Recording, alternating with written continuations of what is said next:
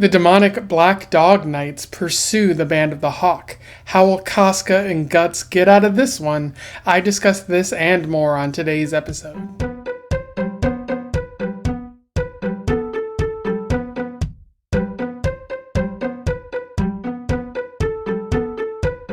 Welcome back to Around the Weird, a booktube channel where I talk about all the unusual and out of the ordinary literature that I have found in my travels.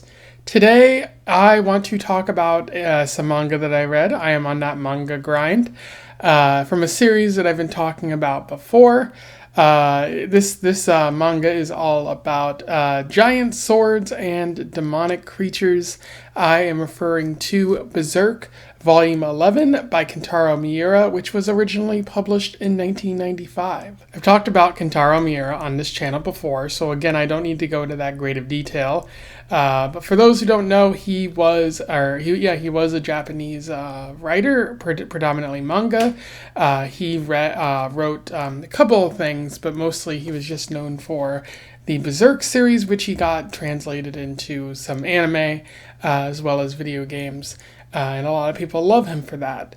I've been exploring the series. I've been having a great time, particularly with Volume 10. I thought that was pretty stellar, but mostly this entire series has been standout, and I definitely love reading it and seeing more about Guts and his struggles and whatnot.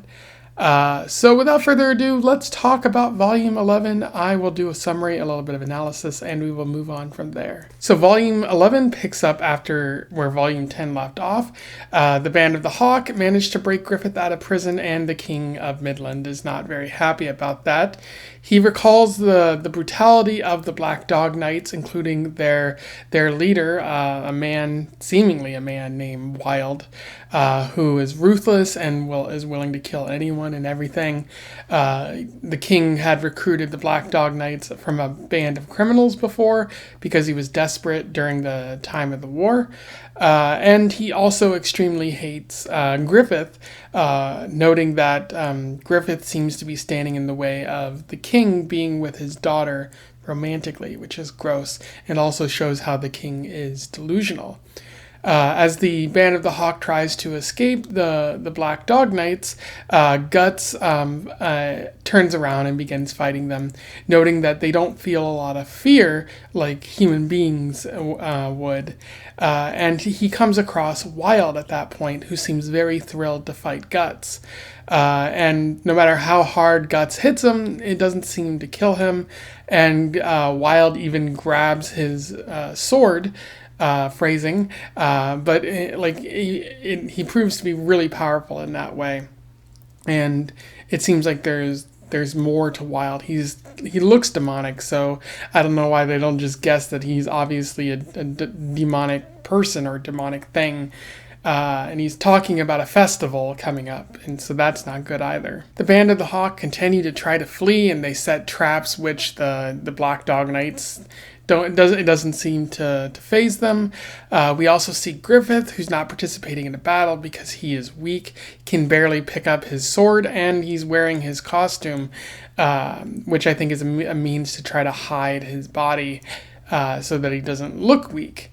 And then as the fight continues, Guts manages to get the upper hand, but Wyald then transforms into a strange beast with like a weird tongue and just like a huge body, and everyone realizes that Wyald is more than he seems, and there are darker forces in this world. And at that point, Wyald grabs Casca and proceeds to violate her, trying to have sex with his tongue, and it's very gross. And luckily, she is saved by Guts, who tells her to get away so that he can fight Wyald, even though Casca doesn't want him to die on his own. Fortunately, Guts seems to kill Wyald, and just like stabbing him in the head with the sword that he has. And then as Guts tries to recover, Casca yells at him because he's being suicidal. He's not fleeing when it's appropriate to flee, and he's putting himself in a great danger, and she wants to be with him. To which Guts doesn't really seem to absorb. He doesn't seem to care. He's only focused on killing these things that are following them. And then at that point, Wyald revives, comes back to life, and begins attacking the Band of the Hawk and catching them unaware. And at that point, Nosferatu Zod shows up, who we saw in a couple previous volumes. He proved himself to be a bit of a demon, and then flew away. And now he's back here. He's threatened Guts in the past, saying his death is coming soon. And he tells Wyald not to kill Griffith because Griffith is potentially the fifth disciple of this demonic force, which we saw in previous volumes that he actually is a part of that. The Band of the Hawk actually finally hears this, so there's no more hiding it from Griffith. However, when they ask Griffith where his Baelet is, he doesn't have it, and so Nosferatu Zod says, well, we'll come back for you another time. And at that point, he kills Wyald, because Wyald is being an unruly, hurtful force who's potentially killing one of the major forces that be here. And then Nosferatu Zod flies away. And from there, as the story comes to a close, everyone is kind of shaken by what they saw, but they have survived the onslaught of the Black Dog Knights. In terms of analysis, there's a little bit worth talking about with Volume 11. It's certainly not as dense as Volume 10 or some previous volumes, but there is a little bit worth mentioning here. One of the themes that Miura is continuing to talk about is self-destruction.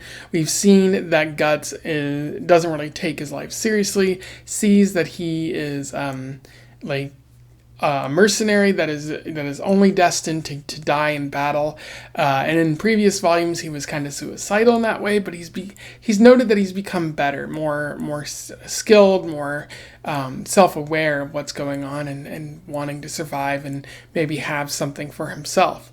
And so you see Guts' claim to be different in the last volume in particular, but his self-destructive tendencies, his dangerous, don't really care what happened to me tendencies, they still remain there.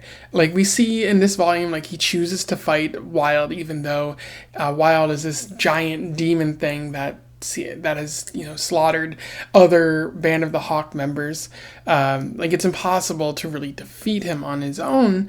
Guts manages to do that, but because he goes and attacks on his own, telling other people to return, it's clear that Guts doesn't he obviously sees his skills as that high, that he values himself highly, but he also is willing to engage in that risky self-destructive behavior, and showing that he might not have changed as much as he says he has. And even Casca calls attention to the prison fight in the previous volume, where Guts just took on many of the Midland soldiers on his own, blazing a trail to get everyone out. And sure, it's heroic, but it's also kind of dangerous to do that on your own. And then he also has a flashback where he's talking with the girl who was the daughter of the blacksmith, who I mentioned in the previous volume. And she's like, you're going to die, right? You'll eventually die. And Guts is like, I don't really think about it too often, but yeah, that's probably what's going to happen. Again, he thinks he's changed a little bit. Other people might say that he's changed, he's in a better place. But mentally speaking, he still suspects that this is how he's going to die. These battles, these fights, these wars are how he's going to end it, how it's going to be ended for him. And he doesn't really seem to care. It doesn't seem to faze him. It's accepted, or he's accepted, that that's all he really might get out of life. And Casca really calls him out on this in this volume. Allow me to read you an interesting quote from this. Sure, you're much stronger than you were 1 year ago. You've improved several degrees beyond anyone in the Hawks. But as always, you don't know when to quit. Only knowing how to swing a sword, how to fight, that's still just like the old you. And that's pretty peering into the soul of Guts, who says, I've changed, but Casca says, yeah, he hasn't changed. And at one point she even yells at him and says, if you want to die on the battlefield, go die. That's your prerogative. And she's upset because she knows, like, this, it doesn't have to be this way for Guts. He can choose to run and flee when you face this impossible threat, and pick your battles wisely. And that's what good soldiers, but good warriors really do there. They don't charge headlong into every fight, because that's what's going to get them killed. And so there does seem to be a line here. I think Miura is pointing at that one out.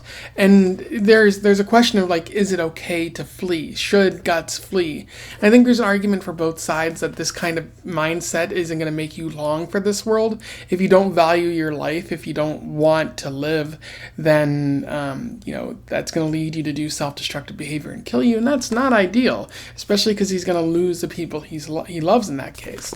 But at the same time, I do think Miura sees Guts as heroic, that Guts is a model, sort of. Basically, when other people are fleeing from these dangerous forces, these demonic forces, like Guts is charging headlong, and so you need a hero like Guts to protect humanity from the most dangerous things, which I feel is sort of like a conflicting message. Either we need Guts, or Guts is being self-destructive here. I don't think you can really have it either way, but I understand where Miura is coming from in both those areas. I just tend to lean more on it's self-destructive, and you have to pick your fights wisely and work with your friends and comrades. Otherwise, you're kind of doomed there. I mentioned in the previous volume that there was a love triangle forming between Griffith, Guts, and Casca, and indeed it is still here.